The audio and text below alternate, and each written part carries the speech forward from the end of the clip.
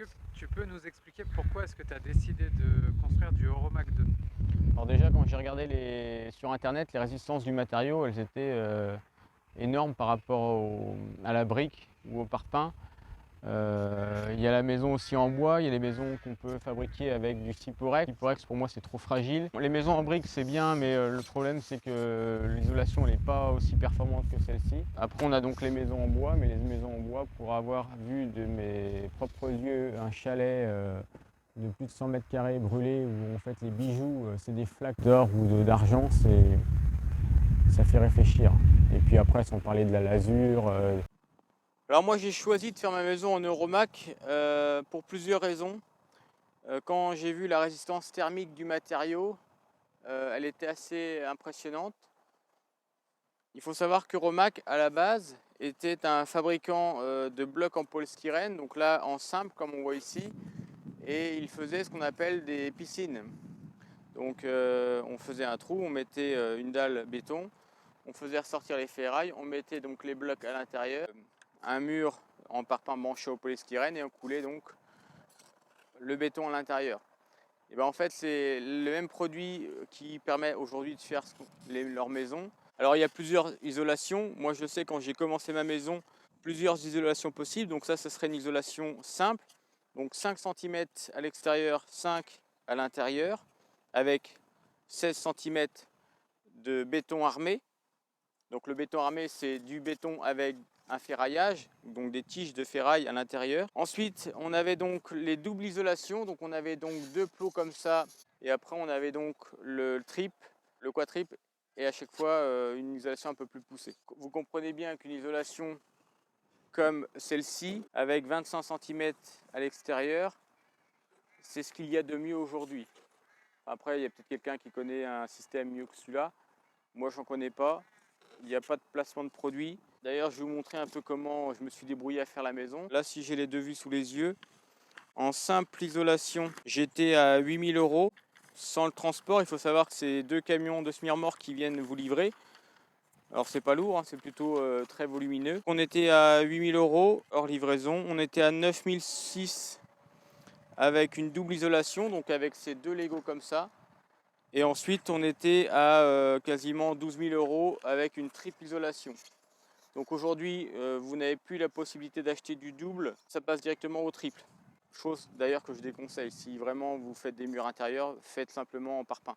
Parce qu'en fait, aucun intérêt d'isoler le mur, parce que là, on va surtout perdre de la place avec le placo à l'intérieur de la maison. Pour le reste, l'isolation, vous comprenez bien qu'une isolation par le polystyrène, alors on entend souvent dire oui, le polystyrène ça pollue, etc. Il faut savoir que le produit, à 98% c'est de l'air, c'est pour ça que c'est très très léger. C'est vraiment, je sais pas, ça doit peser, je dirais 2 kg. On ne s'écorche pas les mains lorsqu'on les manipule sur un chantier. Alors j'entends souvent, Mickaël, tiens, je veux mettre des panneaux solaires. Combien est-ce qu'il faut de panneaux pour qu'on soit autonome? Ça, je l'ai déjà expliqué, en fait, le ratio entre l'hiver et l'été d'un panneau solaire, il peut être de x20 à x30. Mais le plus important serait l'isolation de la maison. Et à ce moment-là, on pourra savoir qu'est-ce qu'on peut mettre en panneau thermique, qu'est-ce qu'on peut mettre en panneau solaire ou en éolien. Comment est isolée votre maison? La maison est super bien isolée, je ne paye pas très cher, etc. Ouais, ils ont pas tout découvert. Alors, une maison bien isolée, on le voit à l'année en fait. On a fait une isolation par l'extérieur et on se retrouve toujours avec les mêmes choses. C'est-à-dire qu'une maison isolée, c'est important. Il faut quand même que ça soit isolé par le bas, par le haut, sur les côtés. J'ai presque envie de dire, une maison, c'est un peu comme un frigo, hein. Aujourd'hui, si vous avez un frigo AA++, c'est parce qu'il est très bien conçu dans son isolation et que le moteur qui refroidit en fait les chambres sont souvent beaucoup plus froides et il va pouvoir refroidir plus rapidement. Une chose qui me paraît essentielle aussi, combien est-ce que je mets de panneaux pour chauffer de l'eau? Tout dépend, vous êtes plusieurs, si les enfants prennent des bains tous les jours, si madame ou monsieur reste une demi-heure sous la douche, en fait tous ces paramètres-là changent la donne. Donc c'est important de faire attention à tout ça. Souvent quand on est producteur d'électricité ou on produit son propre chaude, on est beaucoup plus sensible, on voit à peu près ce que consomme un appareil électroménager, on voit ce que produit une installation solaire et on commence à se rendre compte et être un petit peu plus économe. Alors le produit dont je vous parle, Oromac, est un produit qui s'adresse plutôt aux personnes bien sûr qui veulent faire une autoconstruction, mais surtout aux personnes qui partent d'un terrain nu. Pour moi aujourd'hui, j'ai fait de la rénovation, j'ai fait une maison neuve, je vous garantis que pour moi rien vaut une maison neuve. Parce que dans le temps, les anciens, ils étaient fâchés avec le niveau. C'est compliqué en fait de rénover une maison. Si on a un peu de terrain, qu'on a de la place autour, on peut toujours refaire une couverture en faisant une isolation par l'extérieur. Si vous êtes en plein centre-ville, vous ne pourrez jamais rien faire. La maison sera toujours froide, vous ne pourrez rien y faire en fait. J'ai pas de solution pour vous là. Mais si vous faites une maison neuve, souvent en plus ça coûte moins cher. On a des matériaux qui vont être adaptés, les matériaux évoluent. On aura donc une isolation qui sera parfaite, un confort l'hiver, un confort l'été. Et en termes de temps, souvent on va mettre moins de temps à monter sa maison que de déblayer les remblais, d'enlever l'ancien carrelage pour refaire une isolation ou remettre du placo, etc. Donc moi je vous conseille vraiment, si vous pouvez, c'est partir sur une maison neuve. Une maison, en fait, elle n'est pas faite pour 100 ans, elle va durer des années. On peut entendre que le béton et le polystyrène, ça pollue. Ouais, enfin, il n'y a pas que ça qui pollue. Il faut savoir que cette maison-là, une fois qu'elle est faite, elle demandera très peu d'énergie à climatiser et à réchauffer, tout en ayant un confort. Voilà. Après, il y a peut-être des personnes qui disent bah, moi, ma maison n'est pas très bien isolée, je ne consomme pas beaucoup.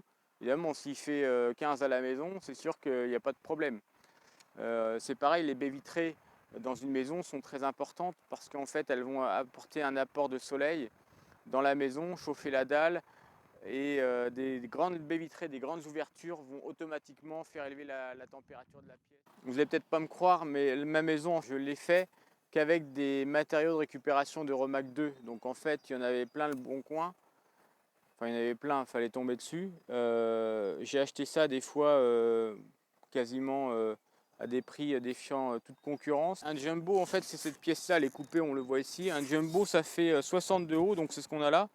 Et ça fait à peu près 2 mètres ou 1,75 m de long. Un jumbo, je sais qu'à l'époque, ça coûtait quasiment de 96 € à peu près à 16 €. Il y a même des mecs, des fois, qui les donnaient parce qu'en fait, ils avaient confié ça à leurs maçons qui n'avaient jamais travaillé ce produit-là. Et au final, les mecs, ils n'étayaient pas les parpaings branchés, si bien que l'autre, il arrivait avec la toupie, ça faisait un serpentin en fait. Le mur, il faisait la zigzag. Donc ces personnes-là, en fait, ont totalement abandonné le produit. Ils n'ont pas respecté le montage. Il faut savoir qu'il y a des formations, hein, ils ne vous abandonnent pas comme ça. Donc faites une formation en 3-4 jours où on découvre le produit, aussi bien dans le mur que les toitures, pour les planchers, avec une formation et vous êtes capable de monter votre maison. Enfin c'est très simple. Je ne connais pas votre niveau de bricolage et il faut savoir que si vous faites votre maison vous-même, ça vous coûtera quasiment 4 fois moins cher en ayant une maison très bien isolée. Aujourd'hui on fait des maisons encore au parpaing et c'est bien malheureux.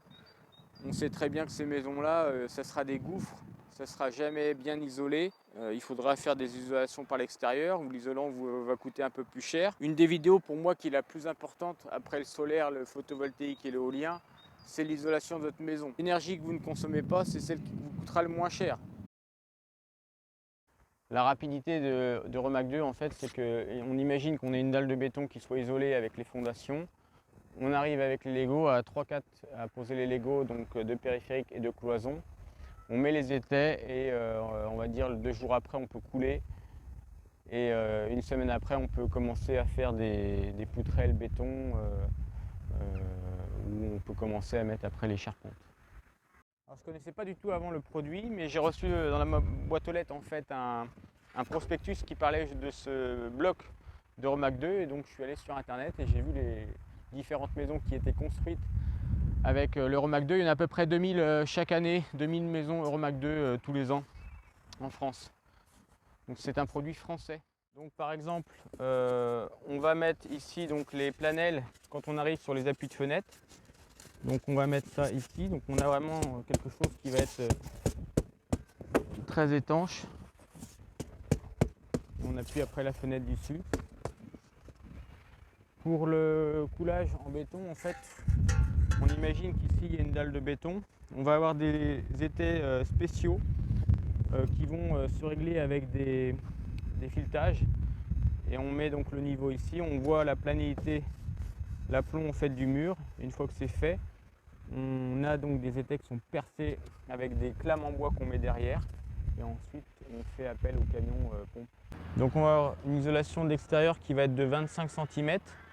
Après, on a 16 cm de béton armé, donc antisismique, et on voit beaucoup de maisons qui se fissurent avec les temps secs que l'on peut avoir aujourd'hui. Là, avec de l'Euromac 2, vous êtes tranquille, hein. Là, on a un mur qui va faire 46 cm. Allez, avec l'enduit, on va arriver, l'enduit et le placo, on va arriver avec un mur de 50. Les maisons en briques, c'est bien, mais le problème, c'est que l'isolation n'est pas aussi performante que celle-ci. Après, on a donc les maisons en bois, mais les maisons en bois, pour avoir vu de mes propres yeux un chalet de plus de 100 mètres carrés brûlé, on parlait de la lasure, le bois, bon, ça travaille, hein. Même si c'est des bois traités. Il faut savoir que dans les années à venir, l'isolant d'une maison va sûrement augmenter. Le pétrole, l'énergie va augmenter. Donc ce qu'il faudrait faire avant de chercher à mettre du panneau solaire, avant de mettre d'une éolienne, il faudrait mettre une armée de panneaux solaires, des grosses installations qui vont vous coûter plus cher, qui peuvent tomber en panne, parce qu'un onduleur, on n'est pas à l'abri qu'il tombe en panne. Un panneau solaire, il peut casser. Mais on va dire que l'isolation, si elle est faite, on ne va pas venir l'arracher. Une fois qu'elle est faite, même s'il y a des coupures d'électricité qui peuvent arriver, qui vont arriver d'ailleurs dans les années à venir, si la maison est bien isolée, un petit rien du tout en chauffage permettra de maintenir la température de la maison. Tu as un étai qui est fixé sur ta dalle béton. Là, tu mets des cales en bois et après tu viens visser à l'intérieur. Alors avant de couler le béton, on va mettre ce qu'on appelle des bouchons en polystyrène pour pouvoir mettre une porte ou une fenêtre. Donc on en met plusieurs, un à la suite, et après on coule le béton. Alors on a du mal à croire que ces encoches en polystyrène vont être capables de tenir avec la poussée du béton, et pourtant ça résiste. Donc on peut couler normalement à hauteur d'étage. Donc après, bien sûr, on ferraille à l'intérieur, et le mieux ce serait d'acheter ce qu'on appelle une aiguille vibrante pour pouvoir vibrer le béton et qu'il soit tassé. Pour l'intérieur, donc on va mettre du MAP et coller directement le BA13 dessus, ou alors on peut mettre des rails. Ce qui est très pratique, une fois que le béton est coulé à l'intérieur, si on veut faire une saignée, on prend une scie et on enlève ça très facilement pour passer par exemple des gaines électriques.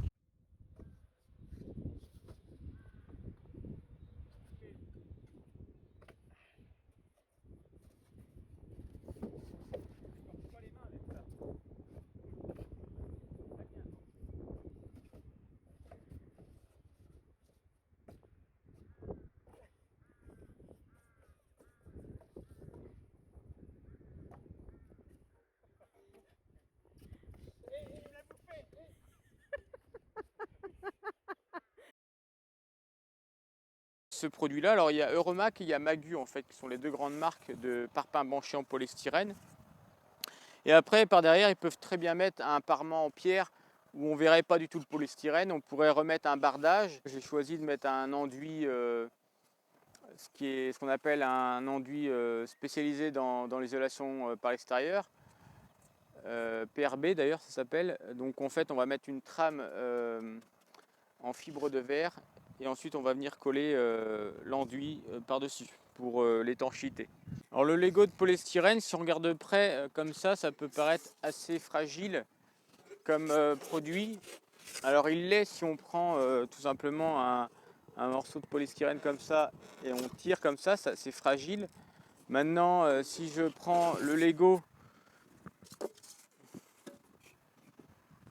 et que je le mets dans ce sens-là par exemple, voilà, vous allez voir que le polystyrène est quand même assez solide. Donc quand vous mettez le béton à l'intérieur, dans cet angle-là, dans la poussée, ça résiste parce qu'en fait vous avez des rails métalliques verticaux qui reprennent le renfort. Donc c'est un réel plaisir quand tu as besoin de faire une saignée, quand il y a besoin de faire une encoche pour mettre une prise. On n'a plus d'air qui passe dans les prises. On a une facilité à passer les gaines électriques, tout ce qui est câblage dans le Euromac. Alors c'est un Lego qui s'emboîte comme ça, tout simplement, donc sans colle. Vous voyez, il suffit d'appuyer comme ça. Alors souvent, bien sûr, on le met en quinconce. Donc je vous montre, on retrouve ici donc le Lego.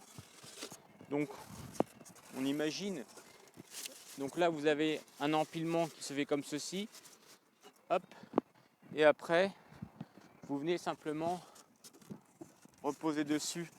Alors on peut le mettre soit comme ça, comme on veut. Donc ça s'emboîte vraiment tout seul. Ça ne doit pas forcer. Voilà. Voilà, on a un empilement. Si je vous montre, vous voyez, on a quelque chose. J'avais regardé les vidéos, quelqu'un qui est tout seul, qui fait une maison classique, on va dire, une maison assez cubique. On va dire qu'en une semaine, il peut la fabriquer. Il met les étais et il peut ensuite appeler le camion pompe. On va le vibrer, le béton. Donc il faut mettre les étais. Bien sûr, les étais sont très importants. Je vous montrerai d'ailleurs à quoi ressemble un étai de parpaing banché.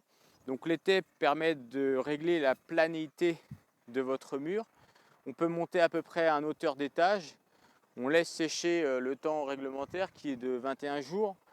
Et ensuite, vous achetez vos poutrelles. Enfin, c'est même pas des poutrelles, on achète les planelles qui sont faites de polystyrène. Et dans la planelle, le creux de la planelle, en fait, c'est ce qui va constituer la poutrelle une fois que le béton sera acheminé à l'intérieur. Bien sûr, tout en ayant le ferraillage et le treillis. Bien sûr, ça s'adresse à des personnes qui veulent faire de l'autoconstruction. Il y a très peu de maçons en fait qui travaillent ces produits-là. Ils sont souvent encore sur le parpaing, alors qu'on sait que le parpaing ne répondra pas à la norme RT 2020, mais c'est pas grave.